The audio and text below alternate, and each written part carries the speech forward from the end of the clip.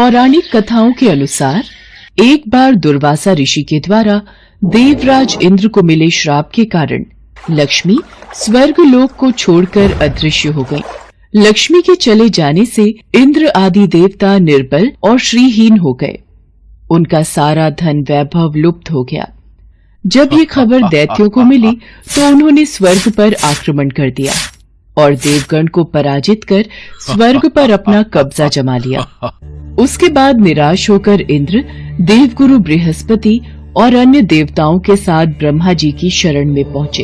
हे ब्रह्मदेव, हमारी रक्षा कीजिए। दैत्यों ने स्वर्गलोक पर अधिकार करके हमें स्वर्गलोक से बाहर कर दिया है। देवराज इंद्र, देवी लक्ष्मी को पुनः प्रसन्न करने के लिए आप सभी देवता भगवान नारायण की कृपा दृष्टि प्राप्त करो, तो उनके आशीर्वाद से आपको खोया वैभव और स्वर्ग पुनः मिल जाएगा। इंद्र और अन्य देवताओं के आग्रह पर ब्रह्मा जी उनके साथ भगवान विष्णु की शरण में पहुँचे। हे प्रभु, आपके श्री चरणों में हमारा कोटि कोटि प्रणाम। भगवान, माता लक्ष्मी हमसे रूठ गई हैं और दैत्यों ने हमें पराजित कर स्वर्ग पर अधिकार कर लिया है। अब हम आपकी शरण में हैं, हमारी रक्षा कीजिए। हम सब जिस उद्देश्य से आपकी शरण में आए हैं, कृपा करके आप उसे पूरा कीजिए। देवराज इंद्र, घबराने से काम नहीं बनेगा। मेरी बात ध्यान पूर्वक सुने।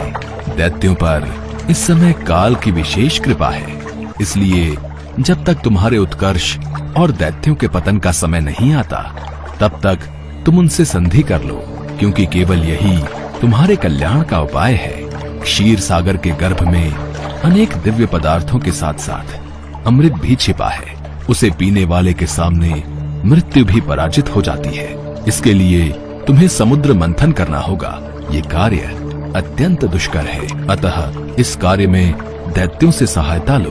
कूटनीति भी यही कहती है कि आवश्यकता पड़ने पर शत्रुओं को भी मित्र बना लेना चाहिए। तत्पश्चात अमृत पीकर अमर हो जाओ, तब दुष्ट दैत्य भी तुम्हारा अहित नहीं कर पाएंगे। वे जो भी शर्त रखें उसे स्वीकार कर लो। ये बात याद रखो कि शांति से सभी कार्य बन जाते हैं, क्रोध करने से कुछ नहीं होता। देवराज इंद्र, तुम दैत्यों के राजा बलि के पास जाओ और समुद्र मंथन का प्रस्ताव रखो। जो आज्ञा प्रभु। भगवान विष्णु के परामर्श के अनुसार इंद्रादि देवगण दैत्यराज बलि के पास संधि का प्रस्ताव लेकर गए। यदि मैं समुद्र मंथन में देवताओं की सहायता करूं, तो इसमें मेरा क्या लाभ होगा? समुद्र मंथन से देवता और दानव अमर हो जाएंगे, क्योंकि समुद्र मंथन से प्राप्त अमृत को पीने से हमें अमरता मिल जाएगी। यदि ऐसा है तो मैं समुद्र मंथन के लिए तैयार हूँ। समुद्र से अमृत प्राप्ति की बात सुनकर राजा बलि को लालच आ गया और उसने समुद्र मंथन में सहायता के लिए हामी भर दी। समुद्र मंथन के लिए समुद्र में मंदराचल पर्वत को स्थापित कर वासुकी नाग को रस्सी बनाया गया। तत्पश्चात भगवान विष्णु ने कूर्म अवतार में स्वयं कछुए का रूप धारण करके मंदराचल पर्वत को अपनी पीठ पर रखा, ताकि मथनी स्थिर रहे और समुद्र में डूब न जाए। देवता वासुकी नाग को मुख की ओर से पकड़ने लगे।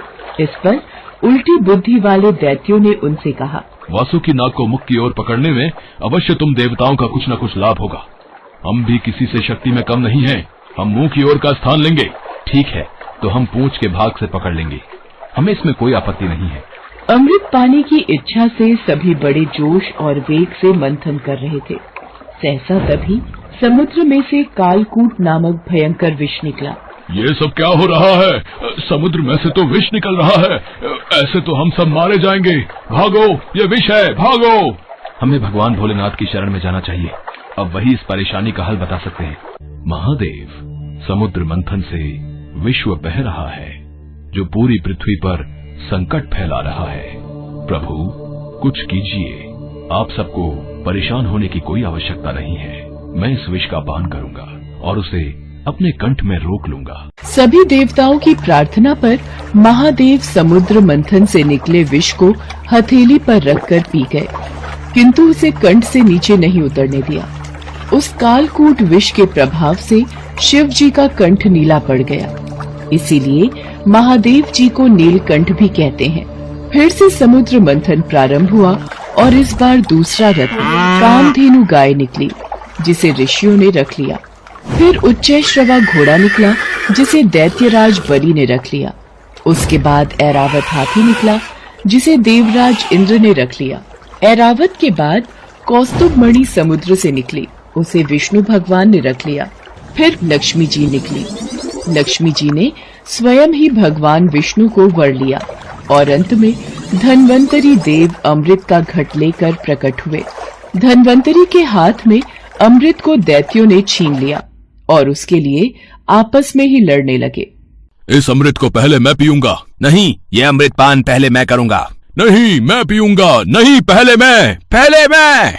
ये दैत्य तो आपस में ही अमृत कलश के लिए लड़ रहे हैं, परंतु हमारे पास इतनी शक्ति नहीं कि हम इन दैत्यों से लड़कर अमृत कलश को ले सकें।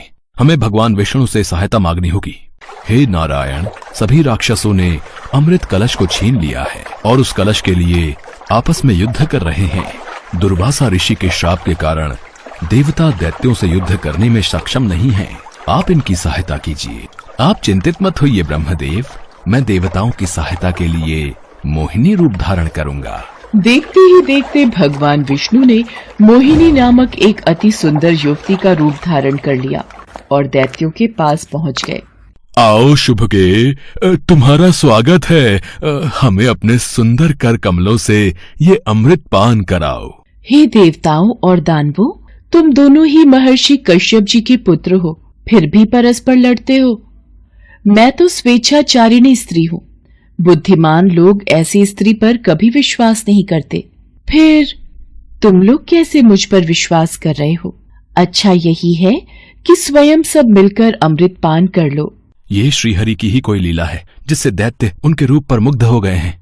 सुंदरी, हमें तुम पर पूर्ण विश्वास है। तुम जिस प्रकार इस अमृत को बांटोगी, हम उसी प्रकार अमृत पान कर लेंगे। तुम ये घट लो और हम सभी में अमृत वितरण करो। यदि आप इतना आग्रह कर ही रहे हैं तो ठीक है, आप सभी दैत्य और देवता अलग अलग पंक्तियों में बैठ जाइए। मैं सभी को बराबर मात्रा में अमृत पान करा देती हूँ। जैसी तुम्हारी इच्छा सुंदरी, हमें कोई आपत्ति नहीं है। मोहिनी रूप में भगवान विष्णु दैत्यों को अपने रूप और सौंदर्य से मदहोश करते हुए देवताओं को अमृत पान कराने लगे। दैत्य उनके कटाक्ष से ऐसे मदहोश हुए कि अमृत पीना ही भूल गए। भगवान विष्णु की इस चाल को राहु नामक दैत्य समझ गया। मुझे ऐसा क्यों लग रहा है, ये जरूर विष्णु की कोई चाल है। परंतु सभी दैत्य अभी मोहिनी रूप में मदहोश हैं। वो मेरी बातों पर कतई विश्वास नहीं करेंगे, इसलिए मैं देवता का रूप बनाकर देवताओं की पंक्ति में ही बैठ जाता हूँ। ये तो राहु दैत्य है। हाँ, ये रूप बदलकर देवताओं की पंक्ति में बैठ गया। चंद्रमा और सूर्य की बातों को सुनकर भगवान विष्णु क्रोधित हो गए। उन्होंने तत्काल अपने सुदर्शन चक्र से राहु का सिर गर्दन से अलग कर दिया। अमृत के प्रभाव से उसके सिर और धड़ राहु और केतु नाम के दो ग्रह बनकर अंतरिक्ष में स्थापित हो गए। इस तरह देवताओं को अमृत पिलाकर भगवान विष्णु वहां से लोप हो गए। उनके लोप होते ही दैत्यों की मदहोशी समाप्त हो गई।